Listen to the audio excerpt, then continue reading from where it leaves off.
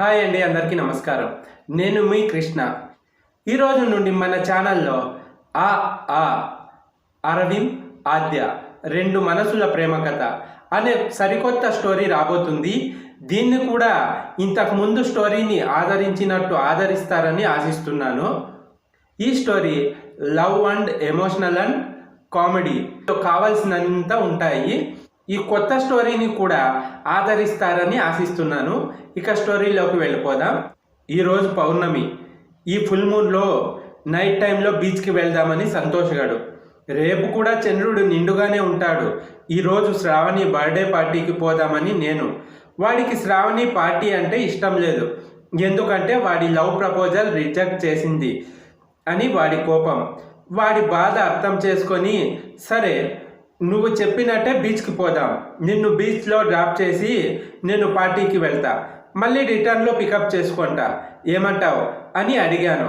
అబ్బా, నువ్వేమో పార్టీకి వెళ్ళి ఎంజాయ్ చేస్తూ ఉంటే నేనేమో బీచ్లో ప్రేమ ఎంత మధురం ప్రియురాలు అంత కఠినం అని పాటలు పాడుకోవాలా? అదేం కుదరదు. అయినా నీకోసం ఎన్ని త్యాగాలు చేశాను, ఒక్కసారి ఫ్లాష్ బ్యాక్ గుర్తు చేసుకో మిత్రద్రోహి అని ఏడుపు మొహం పెట్టాడు సంతోష్. ఇప్పుడు ఆ దిక్కుమాలిన గతం ఎందుకు, ఏడవకు, బీచ్కే పోదాం పద అని నా బైక్ తీసుకొని ఇద్దరం బీచ్కి వెళ్ళాము. వాడు తినడానికి ఏమైనా తీసుకువస్తా అని వెళ్ళాడు.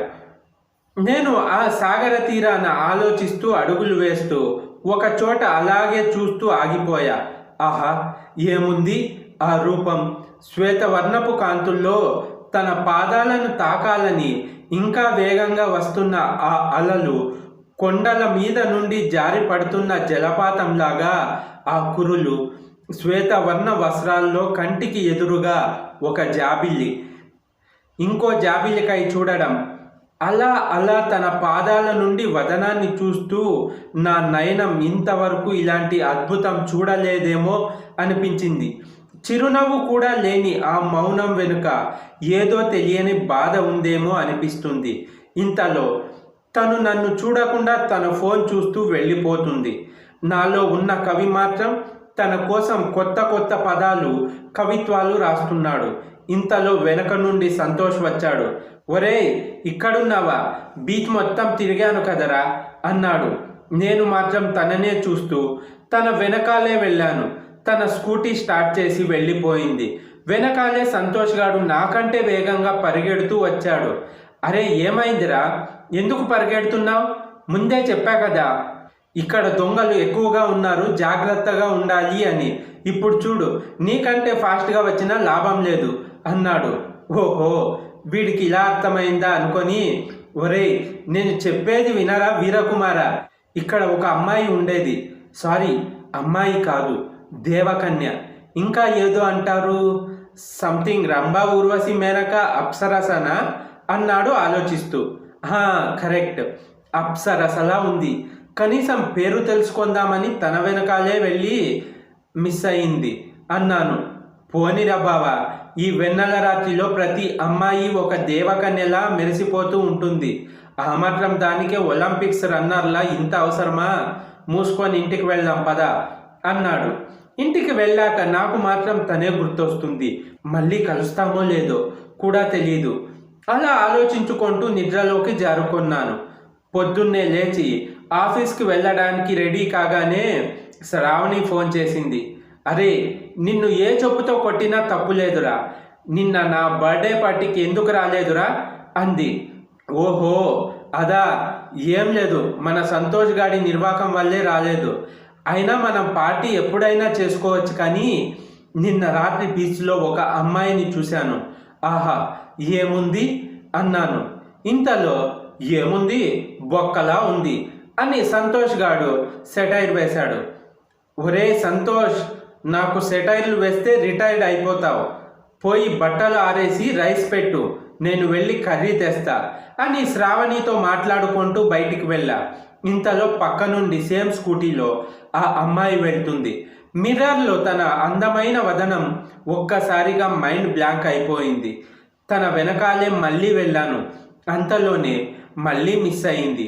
శ్రావణికి మళ్ళీ కాల్ చేసి తను కనిపించినట్లే కనిపించి రెప్పపాటులో మాయమైంది.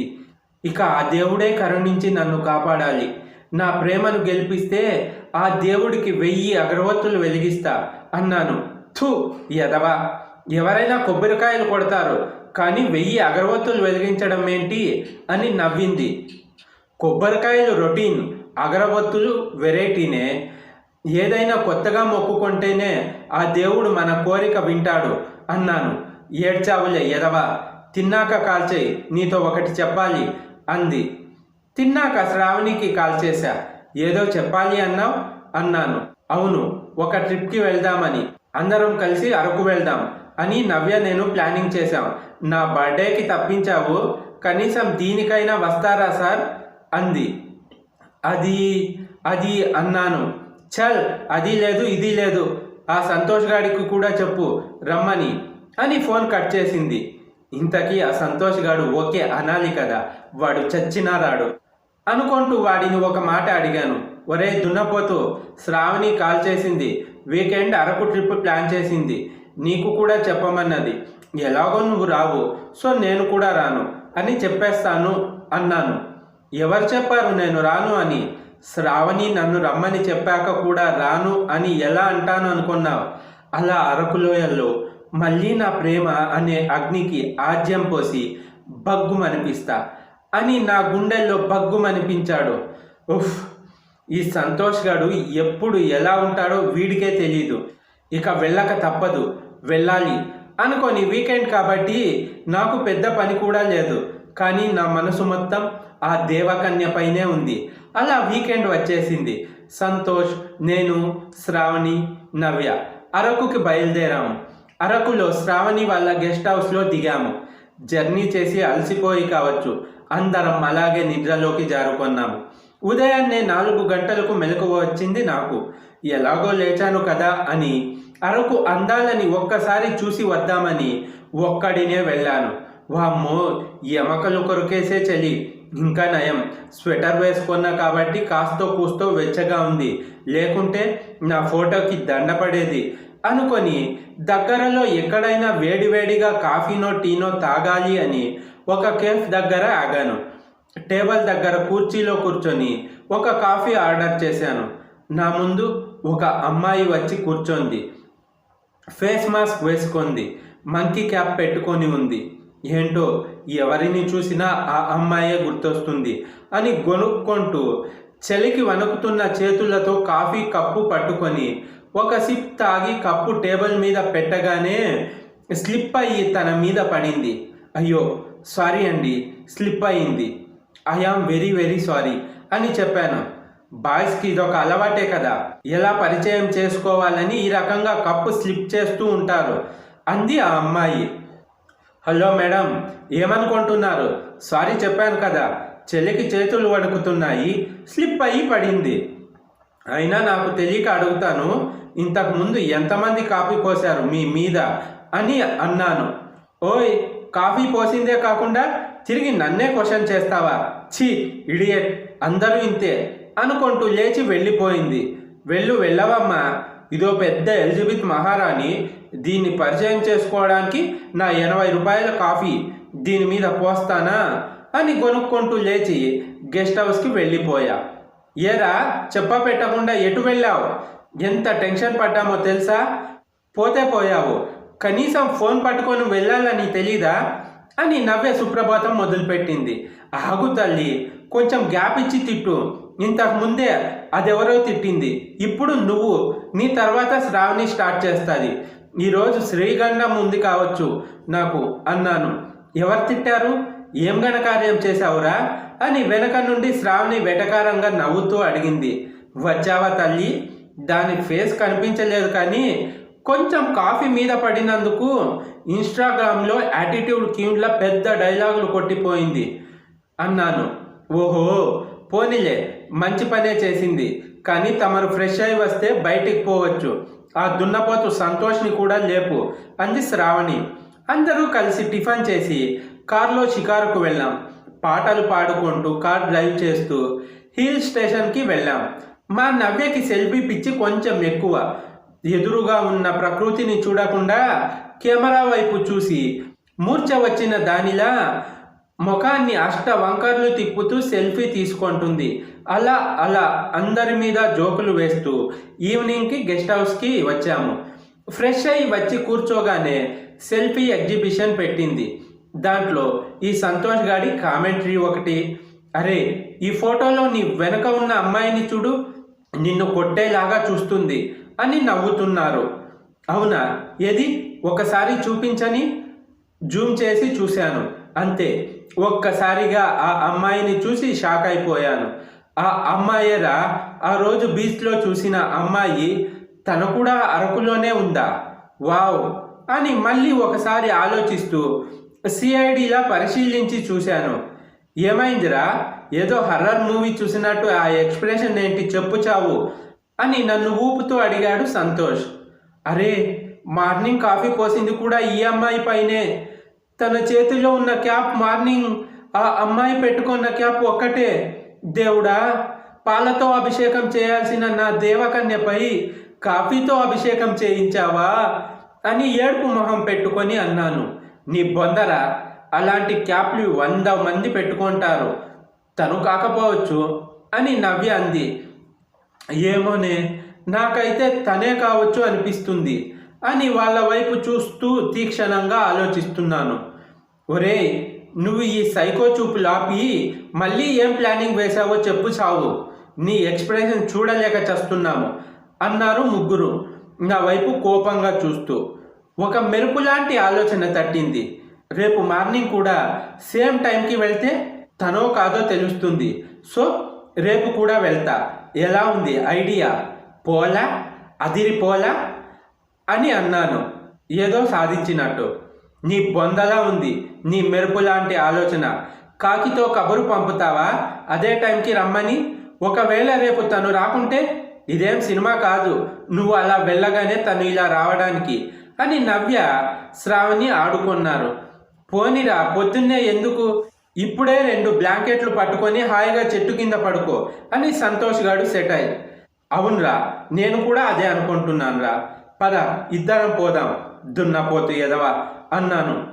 నువ్వు నీ ప్రేమకి నన్ను బలి చేస్తావా? అయినా అంత పొద్దున్నే లేవడం మా ఇంట వంట లేదు స్వామి, పోతే పో, కానీ ఈసారి ఫోన్ పట్టుకొని వెళ్ళు, నన్ను మాత్రం లేపకు అని సంతోష్ గాడు పడుకున్నాడు. తెల్లవారు జామున 4 గంటలకి అలారం పెట్టుకొని లేచి సెంటిమెంట్గా అదే స్వెటర్ వేసుకొని కేఫ్ ముందు అదే టేబుల్ దగ్గర కూర్చున్నా. కాఫీ ఆర్డర్ చేసి చుట్టూ చూస్తున్నా, ఎక్కడ అమ్మాయి కనిపించలేదు. అయినా నా పిచ్చి కాకపోతే మళ్ళీ ఎందుకు వస్తుంది?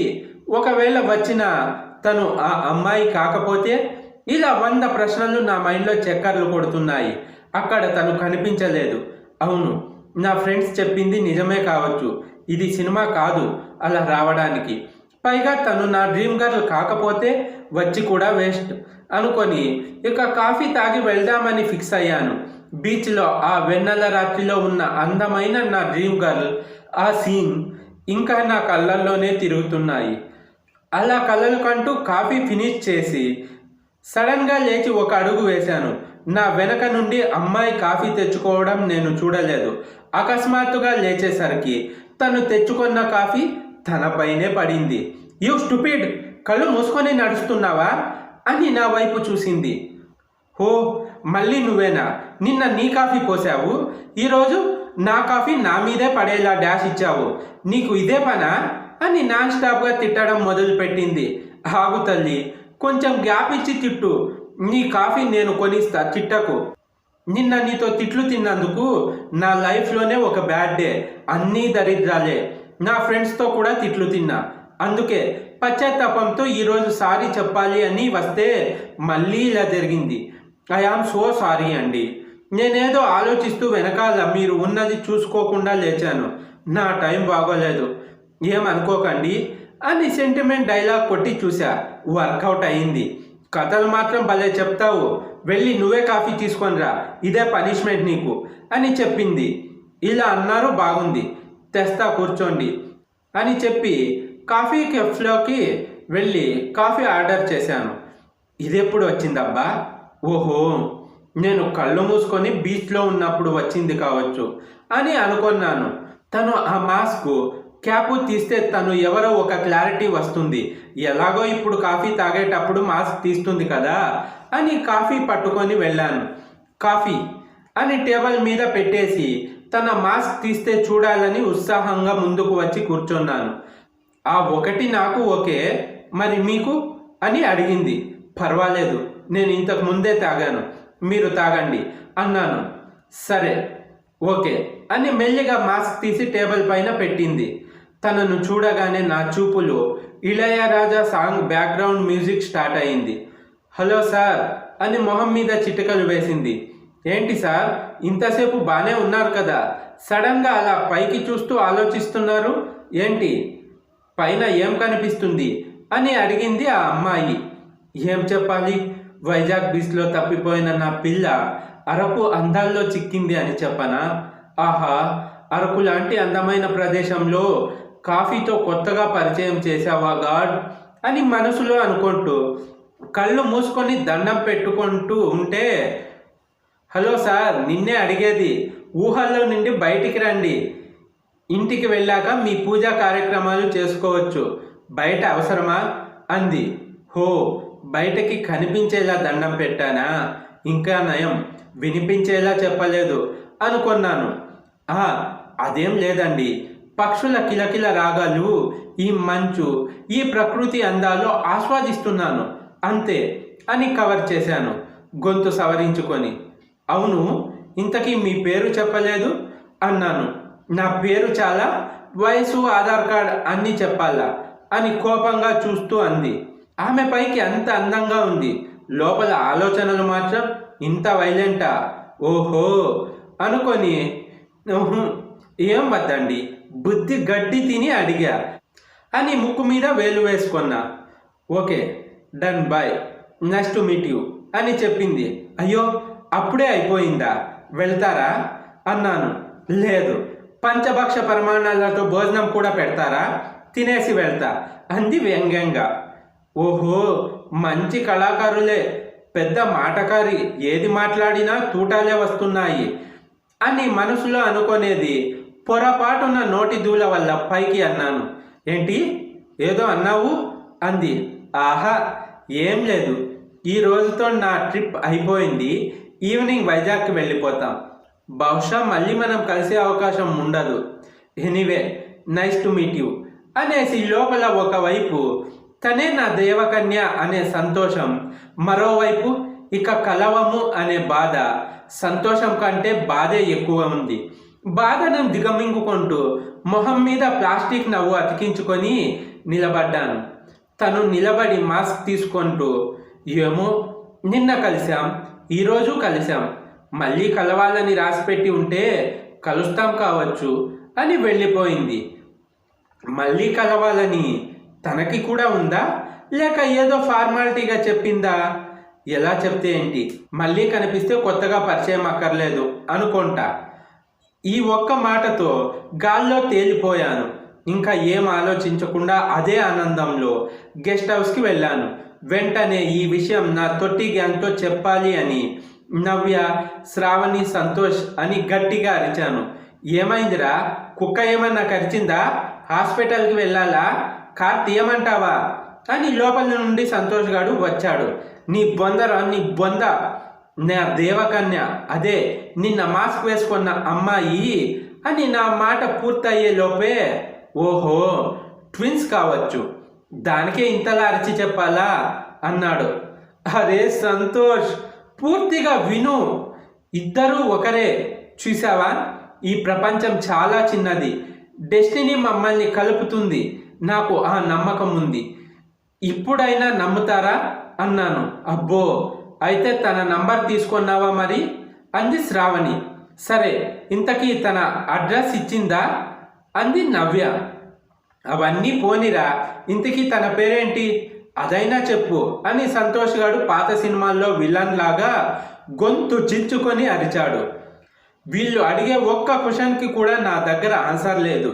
తనే ఆ బీచ్ అమ్మాయి అని తప్ప ఇంకా ఏం తెలీదు. చూద్దాం తను అన్నట్టు మళ్ళీ కలుస్తామా లేక డ్రీమ్ గర్ల్గానే మిగిలిపోతుందా అనుకొని వెళ్ళి సాధించింది ఏమీ లేక ఏదో ఒకటి మేనేజ్ చేయాలి, లేకుంటే వీళ్ళు ఆపేలా లేరు, సెల్ఫ్ డబ్బా కొట్టాలి అని స్టార్ట్ చేశా. నిన్న రాత్రి మీరు వద్దన్నా వినకుండా నేను వెళ్ళి తనే నా దైవకన్య అని కనిపెట్టేశా కదా, అలాగే నాలో ఉన్న సిబిఐ ఆఫీసర్ని బయటకు తీసి తన వివరాలు జల్లెడ పట్టి కనిపెట్టేస్తా అని కాలర్ ఎగరవేస్తూ అన్నాను. అబ్బో, వీడు పెద్ద సిబిఐ ఆఫీసర్, మరి రూమ్లో కళ్ళ ముందే ఉన్న బైక్ కీస్ కోసం గంట వెతుకుతాడు, అలాంటిది తన వివరాలు జల్లెడ పడతాడంట. బిల్డప్కి ఏం తక్కువ లేదు అని సంతోష్ గాడు, ఒరే దున్నపోతూ, తను వెళ్తూ వెళ్తూ ఏమందో తెలుసా, మళ్ళీ మనం కలవచ్చేమో అంది. అయినా ప్రేమ గురించి మీకేం తెలుసు, పబ్లు పార్టీలు తప్ప అని బుంగమూతి పెట్టుకున్నా. దేవుడా, ఈ గొర్రె బిడ్డను నువ్వే కాపాడాలి, వీడికి ఉన్నదే చిన్న మెదుడు, అది కూడా దొబ్బిందా, జీసస్ అని అందరూ కలిసి ఎగతాళి చేశారు. నాకు కోపం వచ్చి షటప్ అని కోపంగా అరిచి, తను మళ్ళీ కలుస్తుంది అప్పుడు చెప్తా మీ సంగతి అని కోపంగా వెళ్ళి స్నానం చేసి బ్యాగ్ సర్దుకొని, నాకు ఆఫీస్ వర్క్ ఉంది, నేను వెళ్తున్నా, మీ చావు మీరు చావండి అని చెప్పేశా. అరే ఆగరా బాబు, కోపం వచ్చిందా, అందరం కలిసే వెళ్దాం ప్లీజ్ రా అంది శ్రావణి. రాదా, మరి నా ఫ్రెండ్స్కి చెప్తే చాలా హ్యాపీగా ఫీల్ అవుతారని నేనేమో మీకు చెప్తే ఇలా డిసప్పాయింట్ చేస్తారు. నో, ఇక నేను ఉండను, మీరు నా ఫ్రెండ్సే కాదు, మీ ఫ్రెండ్షిప్కి ఒక దండం, మీకు ఒక దండం, బాయ్ బాయ్ అని కోపంగా చెప్పి గేట్ దగ్గరికి వచ్చి ఆగి మళ్ళీ వెనక్కి తిరిగి చూశాను, ఆపడానికి వస్తున్నారా లేదా అని. లోపల నుండి ముగ్గురు వచ్చి, సారీరా, ఇంతలా ఫీల్ అవుతావని అనుకోలేదు, రారా నీకు పుణ్యం ఉంటుంది, సాయంత్రం అందరం కలిసే వెళ్దామని అన్నారు. అవసరం లేదు, ఒక్కసారి కమిట్ అయితే నా మాట నేనే వినను అన్నాను. అందుకే మా మాట విని లోపలికి రారా అని అంది శ్రావణి.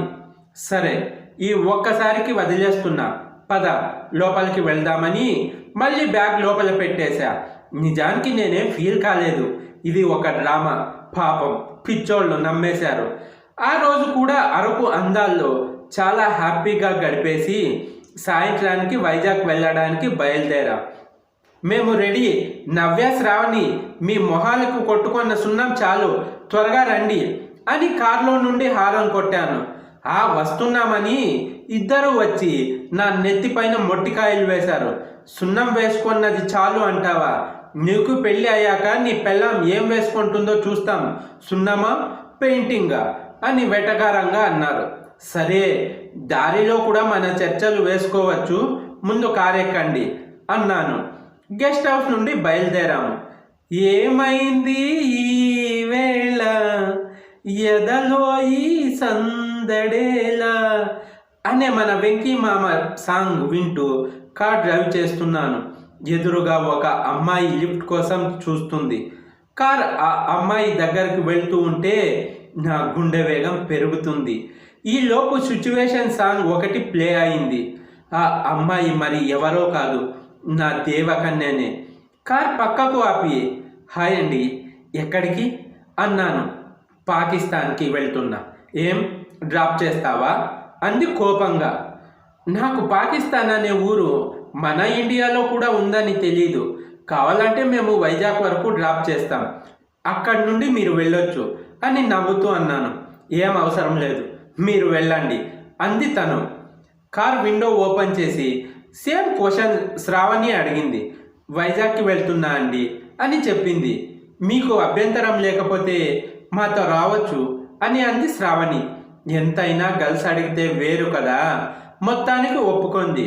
115 కిలోమీటర్లు, పైగా నైట్ జర్నీ, దాంట్లో పౌర్ణమి అంటే సరిగ్గా నెల రోజుల ముందు మొదటిసారి తనని బీచ్లో చూశాను. మళ్ళీ ఈరోజు ఈ పౌర్ణమికి తనతోనే జర్నీ చేస్తానని అస్సలు ఊహించలేదు అనుకుంటూ కార్ స్టార్ట్ చేశాను. మరి వీరిద్దరి జర్నీ ఎటువైపు సాగుతుంది తెలుసుకోవాలనుకుంటే తదుపరి భాగాల్ని తప్పకుండా వినాల్సిందే. ఈ స్టోరీ ఎలా ఉందో కమెంట్ చేసి, ఈ వీడియో నచ్చితే లైక్ చేసి హైప్ చేయండి. అలాగే మన ఛానల్ను సబ్స్క్రైబ్ చేసుకొని సపోర్ట్ చేయండి friends. Thanks for the watching.